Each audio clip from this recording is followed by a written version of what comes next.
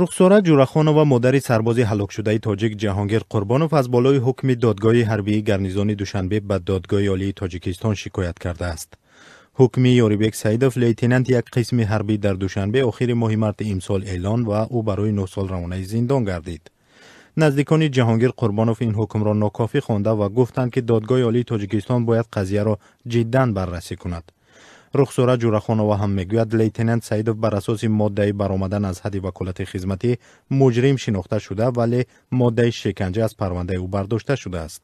қаблан айбдоркунандаи давлатӣ Ёрибек Саидовро барои тамаҷҷӯӣ ва вайрон кардани баробарҳуқуқии шаҳрвандон низ муттаҳам дониста ва барояш 14 соли зиндон хоста буд.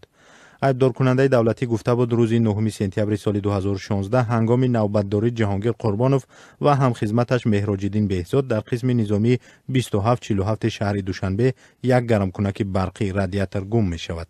дар пай ин Ёрибек Саидов, лейтенанти ин қисми низоми сарбозонро даштном медиҳад ва дар пай фишори Саидов рӯзи 11 сентябри соли 2016 гӯё Ҷаҳонгир Қурбонов худро дар дохили анбори ҳезуми қисми ҳарбӣ ба дор меовезад.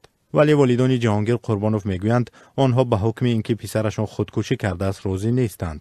онҳо иддао мекунанд, ки фарзандашон кушта шудааст. ҷурабек Қурбонов, падари Ҷаҳонгир Қурбонов, қаблан дар суҳбат бо Радиои Озодӣ гуфта буд, ки дастҳояш харошида ва дар либосҳояш хасу алаф буд. дар дур кашол буданашро ягон инсон надидааст ва ягон кас ба навор ҳам нагирифтааст.